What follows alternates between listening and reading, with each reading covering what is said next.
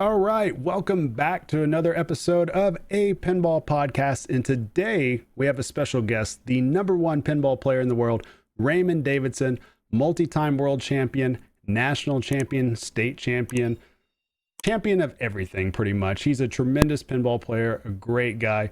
And today we talk about a lot of things pinball, Avengers, tournament tips, basically everything. Just you guys are going to enjoy this. Without further ado, Raymond Davidson, thank you so much for joining me tonight. How are you doing this evening? Doing good. All right, so we got ourselves here the number one player in the world, not in the state like I am in this Oklahoma that's spelled totally wrong. This is legitimately the number one player in the world. Ray, can you tell us plebes of the world, what is it like truly being the best player in the world? Statistically speaking, the number one player, what is that like? I mean, it's weird to hear that in front of your name all the time when it was like, well, just a couple of years ago, I was like ranked fifth, which is pretty good, but you don't hear people call you the fifth ranked player in the world. It's not not until you get to rank one that now every single time your name is called, it's led with that. So it's a little weird, but it's cool. You got to keep going to tournaments to keep that number up, and it's not easy, but it's fun, and I love doing it. Yeah, and I find it very fascinating too, because the way that my mind works is there's so many of us that play pinball. There's so many of us that try to get better and try to do the best that we can, but there's only going to be a handful of people that will ever actually achieve the things that you've already achieved. And you're relatively at a young age, correct? You're what, 26, 27? Yeah, 27. 27. 28. Well, yeah, you're becoming an old man now. Holy cow. But I mean, you're a multi-time world champion. You've won, of course, state tournaments, correct? Like at least 2 or 3 times, right? Yeah. Now, have you ever won a national title before? I wasn't sure if you have or haven't. Yeah, I won the nationals when it was in Las Vegas against Carl Angelo in the finals. I don't even know why I ask. Of course you won nationals. Of course you did. So, I mean, that's quite amazing. And, just like you're talking about, I'm sure that with that, there might have been pressure there up front when you first became number one, but is that something that you feel like you've just naturally just kind of grown accustomed to? Because I've seen you play in pressure situations to where it looks like you don't even have any pressure at all. You're loose, you're fine, and you're just crushing games left and right. Really? It doesn't look like I'm under pressure, because I sure feel it. It doesn't at all. It can be all. stressful. You were the guy that had like 2 million on Black Rose when we played it in disc. And then you just walked up to it and you're just like, okay, I'm going to score 150 million or whatever it was on my ball 3. Well, that one, I had the plan solidly in my mind, and I had my parents have had a Black Rose forever, so I knew that game left and right. I knew I could do it. I just needed to get the ball into that Pirates Cove, and then muscle memory would take over and I could relax a little bit. It was just those first 2 balls just so brutal. Yeah, and that was actually quite an amazing game. I had to take a moment to just walk away because I was just like, I could tell that you were in the zone when you were plunging, just because you were taking your time plunging, and I was like, oh shit, Ray's going to make sure he gets this ball in a flipper, and he's not going to let it drain anytime soon. So as soon as I would the have ball, never been able to forgive myself if you plunge an out lane to eliminate yourself from a tournament. Oh gosh. Yeah. As soon as I saw you get the ball in the flipper and you start hitting shots, I was just like, okay, I'm going to go use the bathroom. I'm going to go get a drink.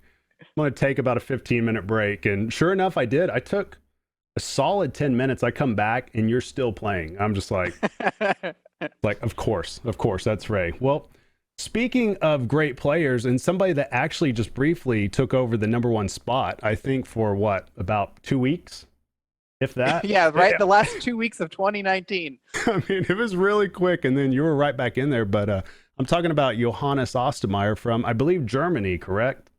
Yep. I think that's where he's from. And he had a hellacious game on Avengers, a game that you happen to know a little bit about. I don't know if you've heard it. Stern came out with this game called Avengers Infinity Quest.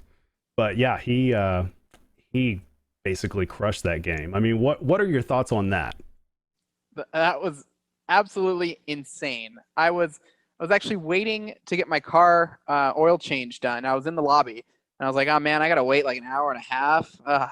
So I pull up my phone and I see he's like live doing this, and I'm like, well, okay, this will be cool to kill some time. And then I'm just like glued to the screen for the whole hour and a half until they tell me my card's ready. I'm like, wait, no, he just started Trophy Mania. What is this? Is this happening? Like, what is going on? It was insane. I couldn't believe it. I was like giving updates to people. I'm like, he's got 1 billion ball one. You know, I said this when he had like 800 million, assuming he'd drain about 1 billion, but no, he drained at like 2 billion on ball one or something. Yeah, it was nuts. I was actually with Luke Nahorniak, who was visiting to pick up a pin, and we went to the local arcade, and he told me, he's like, yo, Johannes is on Avengers. And then I was like, okay, yeah, cool. He's probably going to do well. And he said, yeah, he has about 1 billion on it. I'm like, wow, you put up 1 billion on it? He's like, no, he's on ball one still. And I'm like, what? I'm like, okay. And so we end up, I play, literally, I'm on location, and I play about 5 games. And I'm feeling good about those 5 games, just getting practice in. Check back up on it. He's still on ball one. I mean, if you guys have not watched this, legit, his ball one lasted, I think, about 50 minutes, 55 minutes, somewhere around there. This was on the stream. It was like the last game he played, so it was like 2.5 hours in or something. He might have posted a highlight on YouTube of just the one game, but I had the same thing. It was like still ball one. It was incredible. It wasn't even his bonus was 260 million. It's like, what do you do? Yeah, he easily had, I think, 115 or 120 combos on ball one. Something like that. He basically started super combos and just kept them going the entire ball. So every combo was giving him 2 combos, and boy, that man could combo. He was hitting combos just like they were nothing. Like, center ramp, right orbit, left orbit. Like, I'm scared to shoot the left orbit on the fly, but not him. He's like, oh, it's a shot. It's a safe, good shot. He knows in his head, oh, the ball is moving too fast. Shooting the center ramp is more risky than hitting this left orbit that I can hit. And he like does that calculation instantaneously. And he's always shooting the safest, most reliable shot and nailing them.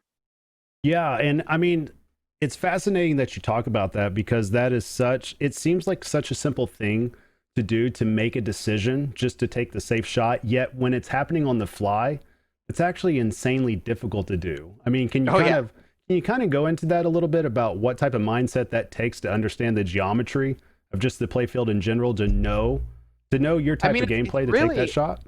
To me, it's a lot of trial and error, kind of like how you'd program a machine learning algorithm. It's like, I've tried this before and it was early. I tried this and it was late. I tried this as early as I can, and then it doesn't have enough power. Like, you just, as you're playing, you take any sort of feedback, you store it in your brain for the next time that similar situation arises, with little modifications based on other information.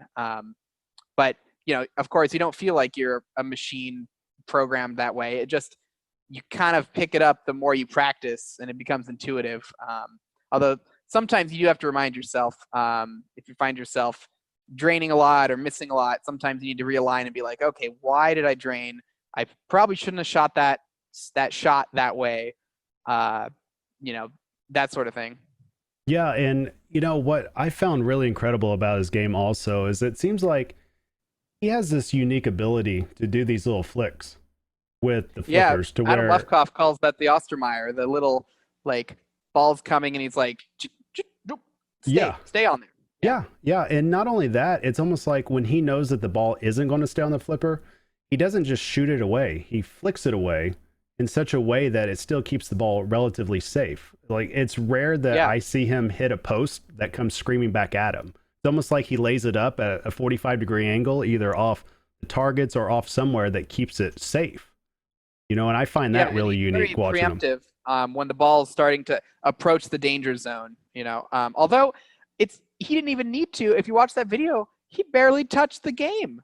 There was a couple times when the ball was in danger, and he would realize it. But most of the time, it was literally he could have played that game without even touching the machine. Like if there was just a video game controller, he probably could have played that game. Like it was insane how accurate he was. Yeah, and I think really, to me, watching that, it confirmed a couple of things for me. One, he's a hell of a pinball player. That's one thing. Yeah. That's what it definitely confirmed. I mean, obviously, he had his massive Dracula game last year during Worlds. That was basically the same thing. It was just shot after shot after shot. Me and Cayle just eyes wide open, could not believe what we were seeing. Yeah, and that was the most hilarious. I saw a still of you guys in the announcing booth as soon as he did that, and just your mouth just wide open in the background. I mean, that was insane. We can talk about that here a little bit more as well. But number two, what it confirmed to me was how damn great of a design Avengers really is. Like just seeing all those combos in unison. I mean, it's rare that we get a game in which it feels like you can hit nearly every shot to be a combo, and it's highly satisfying, especially when that ball's returning back to the flippers and you could just send it back somewhere else and it's just as satisfying as the last shot that you did. Yeah, I think one of the major things I realized watching that game was how important that Hawkeye loop is, because most upper flipper shots either loop the ball or put it in danger, or bring it to someplace else on the game. But that game, if you hit that shot, it brings it right to your right flipper back under control. And, my accuracy on that's like maybe 50%. His was like 95%. So anytime the ball was on that upper flipper, combo, keep it going.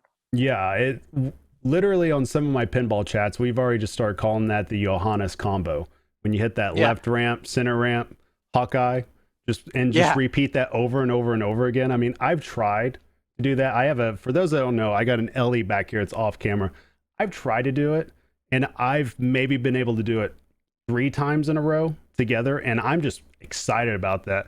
Johannes was doing it about 5 times in a row with 3 balls at the same time. It's just the damnedest thing. I don't even know how that's possible. Yeah, he really showed, that Avengers, you can have some nasty balls where you're just like draining instantly and it seems like the ball is always out of control. You got the spinning dits, you got the drop targets, you got the side loop that kind of brings it down into the death drangle.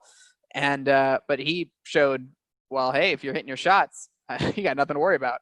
Yeah. And the other thing it confirmed me too is that there's a lot, not only is there a lot of satisfying shots, but this game is very well coded out of box. I mean, there's a lot of different ways to attack it. I was so happy that the game made it through all that, honestly. I was like, yes. Yeah, he put it through the ringer. If that code survives the Johannes way, a game, it will survive anything. Although I will say, yeah. I did notice, and we talked about this, that was on the screen afterwards. I think it said trophy encased right afterwards or something like that. So what was that, a placeholder, or what does encased mean? Is that part of it? So I didn't really know what to do if you got the Trophy Mania. Keith was like, well, it could be like Walking Dead where you have the burning stakes, where if you get to last man standing, then your bonus includes like a pile of zombies or whatever, right? Plus all the new zombies. And so that was basically what we did with Trophy Mania, where your trophies will include all of your, previous trophies. And I just called it encased because it was, you've completed the case, and so now that's its own separate thing. But it ended up just looking confusing and weird on the bonus screen, so I updated that so it won't say that. It'll have a total. So if you if you get your 24 trophies and then get more trophies, now you'll see, 20 bronze trophies, 8 gold trophies, 7 silver trophies, or whatever. Very cool. So Johannes, you hear that? The next time you do that, it'll be a little bit different for you, something new. For me, that's a mere mortal. I don't have to worry about it. But for you guys can worry about that. But so with that being said, like, what was Keith's reaction to it? I gotta assume he's such a competitor. He probably tried to beat that score within a week. Oh yeah, he sent me a photo like 2 days later of him getting $1 billion, or 2.3 billion, and he was like, no extra balls, outlane posts all the way up. And I'm just like, man, Keith, I poked the bear, I poked the goat. I shouldn't have, because I was like, over the moon. I was sending Keith the video. I'm like, oh my God, look at Johannes. Look at this. This is crazy. He's insane. And I must have talked a little too good about Johannes. Keith was like, hey, don't forget who you're talking to, buddy. Well, and that's one of the great things that I love about Avengers, the fact that obviously with Keith Elwin, that the majority of people consider the greatest of all time. And I honestly think when it's all said and done, because you're still at a ripe young age and you still got years and years ahead of you, so you're definitely going to be in that conversation soon enough. But having both you and him on this pen at the same time, for me, that's a dream come true, because that's a lot of pinball IQ going into one pen, and it really shows. Like, for anybody that hasn't played it yet, when you play it, you'll see. I mean, the shots are there, the code is there. It's a fun game, and it's actually one of those games it's made me barely. I'm a little bit there. I have an Iron Maiden, and I'm considering being okay with letting it go now that I have Avengers. Like everything else, I didn't want to do it, but the game is so damn good, Ray. You guys did a tremendous job. And I mean, what is the one thing when you first started working at Stern and you knew you were going to be on Avengers? What was the one thing that you were most excited about, knowing that you were going to be working with Elwin, with Stern? I mean, what really excited you about that in general? I just loved, so it was really cool to like just actually figure out the, because when you first start, it's all new. So you're looking at how the shots, the modes work, how you sequence the programming, and like, okay, now this shot's lit, now this shot lit. And so that was just really cool to me to kind of see under the covers of how it's all working. And so I didn't really mind just taking instructions straight from Keith without much input and just implementing exactly what he said, because that was really cool. But then as it went on, I would start to have more and more ideas that I'd talk with him about, and that was really cool to be able to actually have a direct influence of something that the end player ends up seeing. It's like, that was me, that little detail or whatever. So that I love that feeling. And then I was really ecstatic when Keith basically told me, trophies are all you, man. I don't have any. They had an original like 24 list of achievements. Okay. And basically the trophies were kind of there in skeleton, but they weren't really being used, and they didn't have the 3 levels of bronze, silver, and gold. And it was all kind of a mess. And so Keith was like, yeah, you do whatever you want with trophies. You take it. And so I was so happy. I was like, all right, I'm going to make this as awesome as I can. That's when I came up with, well, what if, because originally it was going to be more like Jurassic Park, where you have the fossils, which correlate to specific spots in the case. Right. And then you'd have wild card fossils where they'd fill in left to right and that sort of thing. But I was like, well, what if you just needed to get to 24 and there was more than 24 trophies available? And it doesn't matter which ones you get. You did, because that kind of it didn't bug me, but you could kind of work your way into a hole in Jurassic Park where it was like, oh, I'm upset that I got this wild card fossil in this order because it filled in this one when I could have just got this other one. And so I was like, well, let's try something a little different. And so I was super happy with how it turned out. And I was super happy that the number of trophies worked out to 32. It was like a perfect, nice number. It fit perfectly within the, int 32 bits or 8 Right. bits. I don't know how many bits, whatever. I'm not on the clock, so don't make you don't have to worry about it. computer math. But everything about it was perfect when it was all said and done. So I was super happy about that. And I got to come up with like the trophy thresholds too. Right. And something like that, I'm so happy that you put that in as well, because I feel like it adds another nuance, like a definite nuance layer in it, that you have something to legitimately shoot for all the time, that you don't necessarily even have to worry about or think about score, to the point that you can really focus on one task to do. Now, of course, you got to get a little bit of score to get a bigger trophy, but at the same time, for novice players or for intermediate players, it gives them something to naturally shoot for, because it is satisfying to see the trophy pop up to let you know, hey, you've made an achievement here. Yeah, I really liked how it worked out, where basically it makes you play every mode that you get. So it's like, oh, I got a super mode. and you can't just blow it off because you're missing out on an easy spot in the case. Same with a super skill shot. No one's going to go for a super skill shot, but I could fill in that one missing trophy I need just by getting a super skill shot. So it really helps fill out the game and make you feel like you're making progress in every way. Yeah, and I really love that. And that's one thing I've been wishing that a lot of pinball would do eventually, to where it would have some type of achievement in there. Like, even if it's trophies or anything, just different little goals to hit that you can feel satisfaction by achieving that goal. And I find, honestly, Avengers, like you said, it has 32 options in there. And that makes it, I think the awesome part of that is too, and I don't know if you guys can do this from a code standpoint, but I would have to think in the future, especially whether it's this game or other games, that you might see something that people like how they're playing the pin or how they're attacking the pin, and it might give you information on another trophy that you could do or another achievement that you could do in a future code. Like, does that make sense? Yeah, just incentivize different behaviors. Right. The way we usually do that is with extra balls or other carrots that we can dangle. For instance, the Captain Marvel shot, Keith found he wasn't shooting it very much, and he's like, let's put an extra ball in there. Or the Hawkeye combos, let's make it Spot a Grid award. So that way, if you're Johannes, you never even need to technically hit the drop targets. You could just get 30 Hawkeye combos.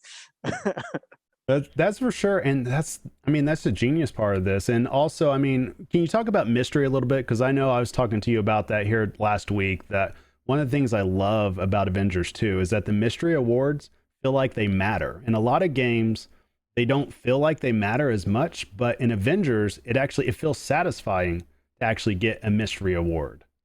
Yeah, that was something I wanted to do from the get-go when I joined and I saw the mystery awards. I was like, we should make mystery awesome. Like, every time you get a mystery, it should be a surprise, like a mystery, but it should always be good. You should never be disappointed. It should always be like, what kind of good am I getting? Yeah.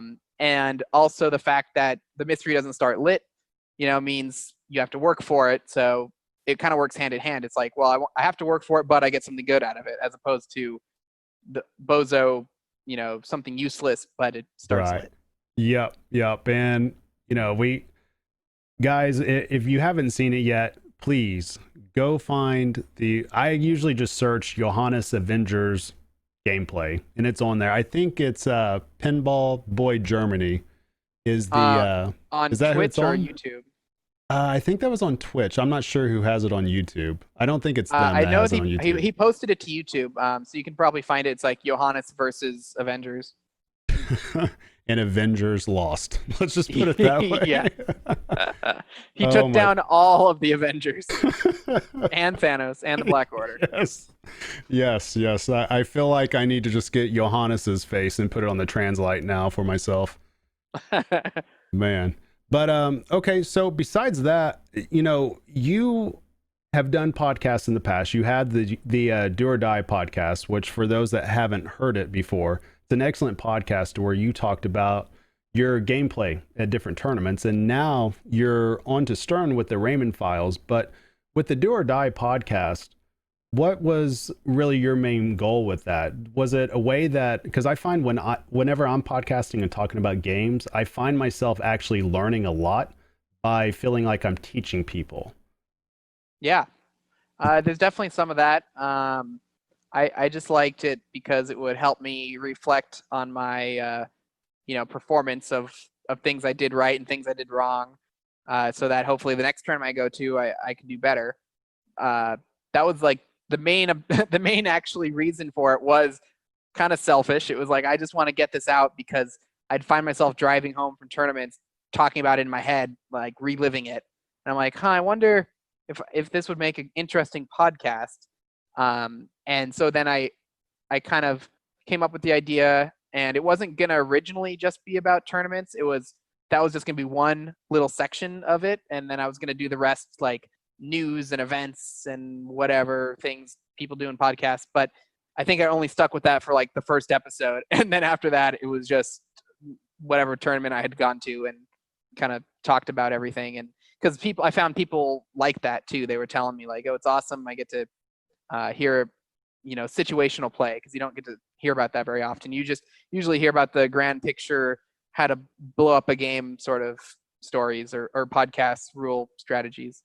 Right. And I feel like something like that, it really helped me a ton as a pinball player, just getting to hear that, because the insight of hearing a high level player, not just a high level player, but the number one pinball player in the world talking through a game, I mean, it makes you see it from a different perspective. And I find that it's really fascinating to learn that way, because there was constantly, every single episode I listened to, I swear to you, Ray, it was probably 3 or 4 new things I learned. And it's not just like a new rule or a new way to approach pin. It's just a new way to think about how you're going to reflect on your games, because I struggled with that early on when I was playing. It'd be one of those things to where I couldn't really pinpoint where I went wrong with things or what decisions I could have made better. But after I heard you able to articulate that, I found myself going and playing the same games on purpose, because luckily we have an arcade here with like 50 or 60 pins. And I found myself playing the same exact pins and trying to figure those things out myself. And it was a great podcast. I loved it. And hopefully you bring something like that back soon as we get to do tournaments again, because I mean, you have incredible insight. Yeah, I mean, I love getting them done and hearing the results, and it feels good once I'm doing them. It's just so hard to put aside the time and force yourself to do them, because that means you have to take a little bit of notes while you're playing, and you have to kind of compile them in your head, and you got to set aside the hour and then the hour of editing. And so like all that that's why when I started, you could see I was doing them like every week, no matter how small a tournament. And then as it went on, I kind of only did the bigger ones and that sort of thing, because it burned me out a little bit. But now that I haven't done them in a while, definitely eager to do them again once tournaments start happening. Yeah, you're getting that itch again. Mm-hmm. Yep. I don't blame you. It's one of those, this whole year, it's been weird, especially from a pinball perspective, because I know, once we were at Pin Masters and Nationals, nobody was talking about things shutting down at that point. It was, we were all talking about TPF. We were expecting just in a couple of weeks to play again, and then all of a sudden just everything's just done. And so that's I mean, how has it been for you not being able, because you've been on the tournament circuit for what, about 10-12 years now at least playing? So yeah, that was like what I'd always be looking forward to, is when's the next tournament. Great reason to fly different places you've never been, and just always improving on the last tournament you were at. It was at Nationals where I lost to Colin Urban, and I was like, well, I'm gonna get him at the next tournament. Like I can't keep losing to that guy, But the next tournament is still, who knows. Yeah. I mean, as of right now, I'm not sure. Nothing's been really said about Indisc as of right now, but of course, I'm anticipating it not happening since it's only just in a couple of months and nothing's been said. But TPF, I know that they've announced that, but I'm cautiously optimistic, I guess, if that will go off. Are you planning on attending that? It's interesting. If it is going on and they don't stop it, and if they have all the same stuff that they had the last couple of years with big tournament, big prize pool, if IFPA points are back, if it'll count for Stern Pro Circuit, like then I'd probably go, even if it would require mandate masks and lots of hand sanitizing, that sort of thing. I don't mind always wearing a mask. I think if everyone did that, then we'd probably be okay. Right. And I've flown back to Seattle and a bunch, and I'd wear my mask the whole plane ride. And I think it's okay if everybody is on board, but if you can't get everybody on board and it's safer to just call it off completely, then that's the decision that has to be made. And I'm glad I don't have to make that decision, because that's a hard decision. Yeah, that's a big one, and I know right now it's stuff that they're currently looking at for the coming months, but obviously it's all up in the air right now. And I mean, as it should be. It's not, to me, it's not something that we can necessarily just rush back into, because just like you said, I mean, it's it's got to be a tournament director nightmare as well, just to police that. I mean, Yeah. I have a hard time just trying to police it with like 8 or 10 people locally. I can't imagine trying to do it with any more than that, especially when it's people from all over the country. So who knows? But Yeah, I was at the Bang Back arcade down in South Carolina, and everyone was pretty respectful of the masks, and it went off without a hitch too much. Um, and the tournament director there was very adamant of like, hey, your mask, you're done drinking that beer. It's time for the mask to go back on. Well, let's talk about that for a little while. How was Bang Back? Because I considered going to that tournament. Like, I'm so tournament starved that I was 50-50 on going out there and just taking a family trip, just seeing it. But how did you like it out there? Because it was probably your first time in South Carolina to play pinball, correct? Yeah, that's the first time I'd even been in that area of the country, really. Living in Washington, that's like the farthest possible direction.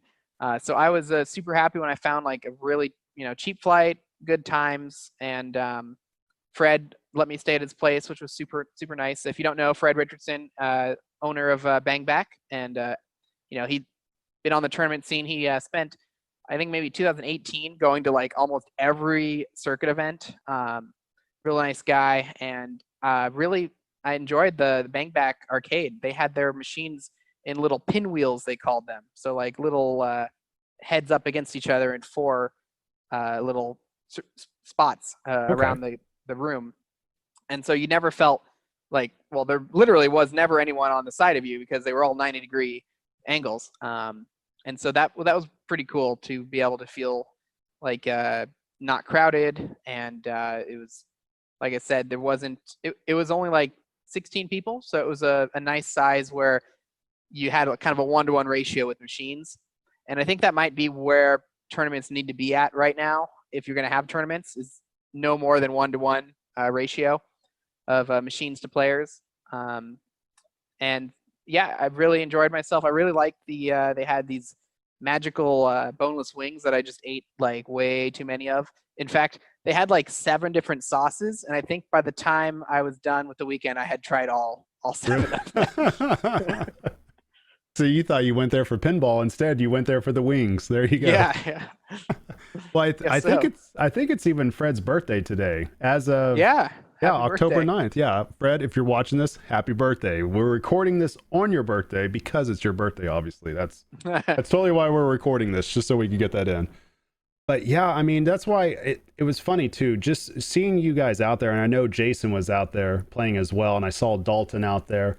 And so it was nice just to see people that you see out and about at different events. And it was nice to see, I guess it brought back a little bit of normalcy, just getting to see some type of competition and getting to see people that you're familiar with at these competitions. So that was nice to see. And that's why I was really happy to see that Fred put this on. I'm glad to see that it went off without a hitch. I mean, it seemed to be a success. Yeah, it was super fun. And I liked that you played match play. It wasn't just about the Avengers. That was just the last game, one game out of the whole tournament. So, I was playing games I hadn't played in a while. I had that tournament feeling of the first game I played, believe it or not, was Iron Maiden, and I got like 18 million points, and I got 4th place on it. And I was like, oh man, it's good to be back. It's good to be back in the tournament scene, just getting absolutely crushed on a game that you can blow up. But I shook it off and then blew up the next couple games or whatever, and it was all good. Yeah, I guarantee somebody was in that group thinking, that's the number 1 player? Really? Like, it happens. It happens. Like, not every single game could get blown up. And I mean, just circling back around to competition, you mentioned that earlier about discussing little nuances in games in terms of, just trying to get points and not necessarily trying to blow stuff up. And what I've found talking to people that are brand new to pinball, or at least brand new to tournament pinball, is that a lot of them have it in their heads that they have to basically GC every single game that they play, especially when they're playing high-level players. But I try to tell them that it's not necessarily that.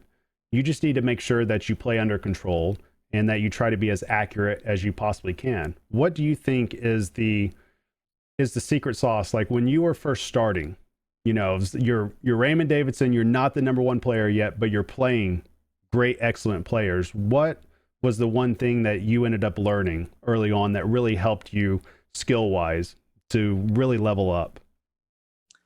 I'd have to say, I think like dead passing specifically, not flipping all the time, to slow the ball down, and also learning some sort of basic rules enough so that you know what you're doing when you step up to that machine. Because I was finding I would lose more often when I had never seen a game before.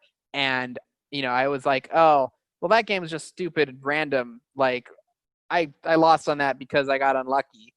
And then I would learn a game and find out I would lose less often on them once I learned them, particularly with like Bally early solid states.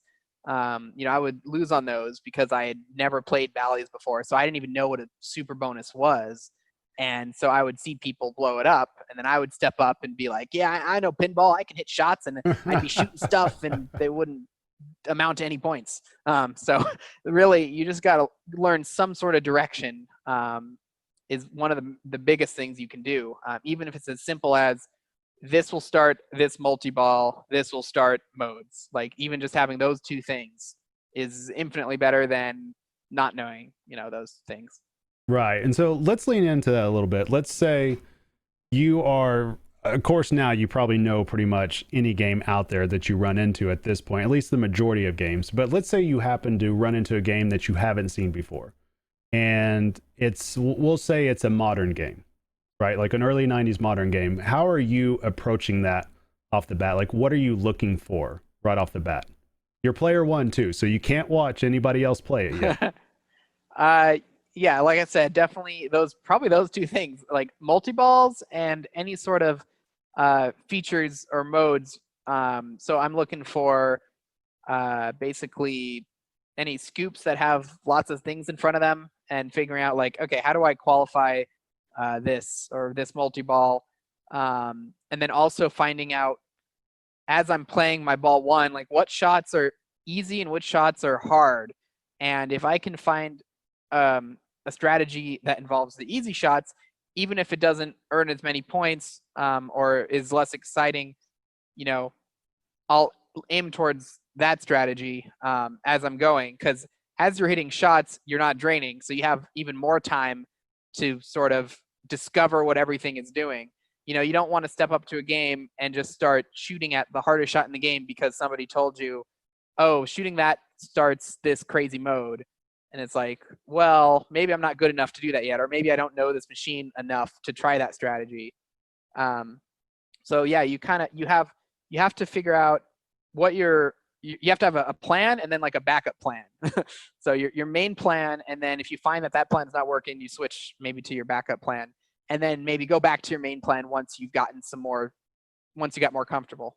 That's interesting. So in your head, you're really looking at maximizing your efficiency, essentially. Yeah, I mean that's really all it comes down to. Yeah, it's efficiency. Because you're only going to get a certain number of flips before the game decides your time is up, and so you want to make sure every flip is doing the best it can. Yeah. Man, yeah. So that's tremendous insight, because I know a lot of times, a lot of tournament players, like we just talked about a second ago, they think that they have to do more than what they're capable of. And I think that's so important, that sometimes just doing what you're capable of and doing it consistently is sometimes good enough. I mean, I have found that I've been in situations where I am clearly the worst player of the group, but I'm able to hold my own just simply by doing that, by just staying consistent, by not trying to do anything crazy. And so for anybody else listening to this, if the number one player in the world can do that, and that's what he's doing, it's going to work for you. That's one thing you can do. Pick out the shots that you can handle and try to repeat those until you figure things out along the way. Is that fair to say, Ray? Yeah, I mean, you obviously don't want to keep hitting something if it's literally giving you 0 points. So you got to try to find the best risk versus reward, combination of like, okay, this is getting me somewhere. I can keep doing this. And basically, yeah, just try to find something that works, and feel out the game And if there's a multi-ball, that's the best way to do that, because when you have multiple balls in play, you're not in danger. So you can get to that multi-ball right away and then feel out the rest of the game from there. So going back to that then, when you're talking about figuring out a game, I've been curious, and this is just my own personal question, what is usually your strategy when you're at a herb event, when you're at a pump and dump? Are you picking out games ahead of time that you absolutely know that you're going to play? And then, well, of course you probably are, but are you also finding games that might be a little off the beaten path, that might be that one game like a Rescue 911 that not everybody's going to play, that you might be able to sneak in a high score on, that you might not be familiar with? Yeah, so it depends on if it's the actual like unlimited qualifying or if it's the in-disc ticket-based qualifying. Let's go with unlimited qualifying. Okay, so if it's unlimited, then I will pick the games that I like the most, because you're going to be playing them over and over. Yeah. And so you want to play games that are interesting. You want to play games that you know you can blow up because you have in the past. You don't want to play a game that you don't have any experience on, because it's very unlikely that you're going to be able to get a score required.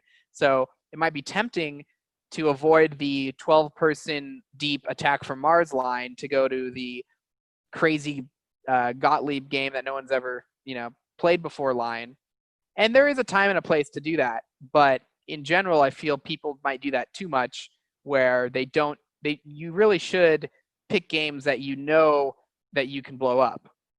Now when it starts getting different is especially when it's really close and you just need a little bit more to get you over the finish line, then you can start looking at those other weird games and start formulating plans of, well, I've never played Waterworld before, but I know I can get 600 million by doing X, Y, and Z, and that's fine. As opposed to, I need a 13 billion on Attack from Mars. I've done that before. I'm going to have to do it right now. Like, that's kind of what you're weighing in your head. Yeah, and it's one of those things that's funny, because I have this problem. I know you most likely don't have this problem, but I always, at these herb tournaments, I'll be selling right along to where I might have that one, like 2 or 3 pins in a row that I put up pretty good scores on, that I feel good on, right? And I just need that one last game.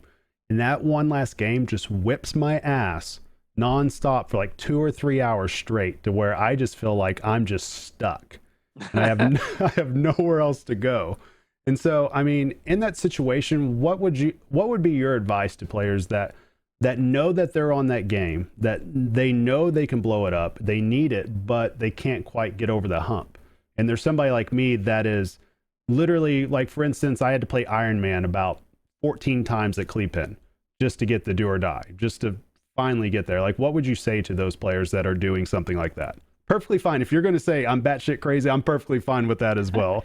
Like, I'm trying to figure out the right way to do it. You just have to, that's one where you actually have to be really relaxed and not worry about it. You're like, all right, I'm just going to play, and if I drain or if I don't get it, I can just get back in line.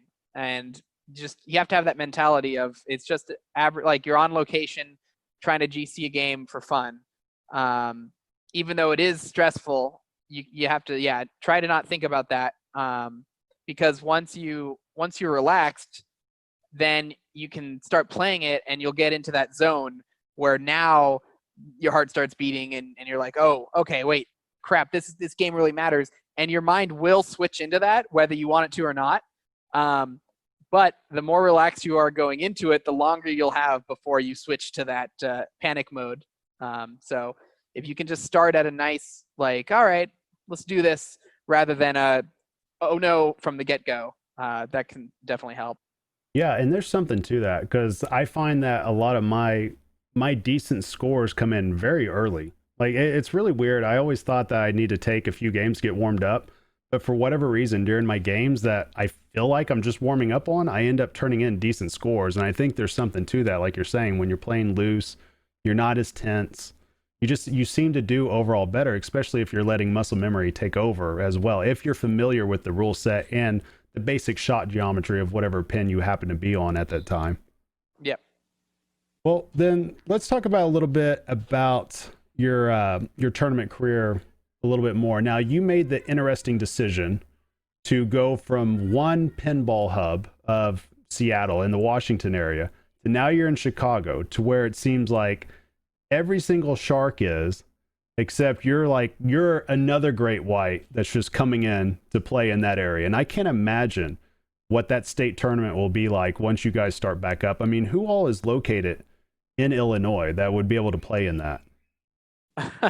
I mean, it's got everyone, it's Sharps, Keith, Jason Wardrick. I need to learn, go to some leagues and start finding out the other locals, because I know, there's a lot of people that just can't travel, and they must be pretty good if they play with the other Chicago people. So I'm excited to play against everyone, and so there's no shortage of good competition. So that it's kind of nice that way. Well, you're insanely battle tested too. I mean, you had, what was it, just last year you played Cayle George in the finals for Washington. Oh man, that was so tough. I had to play him, and he almost he did kind of put me to sleep on a World Rumble, WWF Data East wrestling game thing. Royal Rumble. Yep. He put like $3 billion on it, and I was just like, oh my God, it's 1 a.m. But finally, once that was over, I'm like, all right, my turn to pick a game. And so that I was able to, I think did I pick Deadpool, or maybe he picked Deadpool, I don't know, but I was able to eventually put that behind me and focus on the next game ahead. We also had that battle on Tales of the Arabian Nights, where I had like 80 million ball one, and then he's like, that's cool, let me just get infinity points, with the Genie Harem stack, and we'll just call it once you think I have enough points. And that's basically what happened. He just played it until the ball got stuck, and then he had to stop his game, and I was like, all right, well. Yeah, that was I actually watched that finals as much as I could. I forget how many games it went. Did it go 6 games or did it go 7 games? I think it went the full 7. Did it go to full 7? Because I remember watching it afterwards, and it was just like, I mean, if you guys haven't seen it yet, I highly encourage you guys to see it. I'll leave it in the show notes for sure. But I mean, that was some high level entertaining pinball, because just like you said, it seemed like everybody had an answer for each other. Like if somebody put up a score, the next person put up a score. I mean, it was amazing to watch. Yeah, it was tough. And that kind of happens where you'll almost play at the level of your opponent, just out of weird, like, you feel it. You're like, I need to crush it because I'm playing against someone who also feels like they need to crush it and is really good. And so, yeah, it's like, you got to do it. And it's motivating, because when you're playing against someone really good and you have to crush it, then almost like some of the pressure goes away of like, well, if I house ball 3 balls in a row, whatever, I wasn't winning that game anyway. As opposed to if you play against someone who puts up a medium score, now you're like, oh crap, don't drain, don't drink, don't blow it, you've got this, So it's just funny how your mental state can change as the day goes on. Yeah, and that's one of the things I found too. I mean, I had the pleasure of playing Cayle actually at Pin Masters. I mean, he is an excellent player. You can just tell when he's stepping up to a game, he's thinking about it on a whole nother level that a lot of us can't even think of. I mean, it's like he can find a way to basically find scoring in a pin that I didn't even think was possible. And that's his specialty. He actually he told me about the whodunit thing in the Pinburg finals. Did you catch that? I've heard about it, but you'll have to I know I've heard something about this. So Cayle, he has a whodunit, or he had one at one point. So he was knowing that game inside and out, and he had a hunch that he'd be able to pull this off at some point. And he pulled it off against Carl D'Angelo, who put up like 30 billion or 23 billion or something on whodunit, like just grinding. Like Carl just had the most amazing game of whodunit ever. And then Cayle goes up and he knows exactly what he needs to do.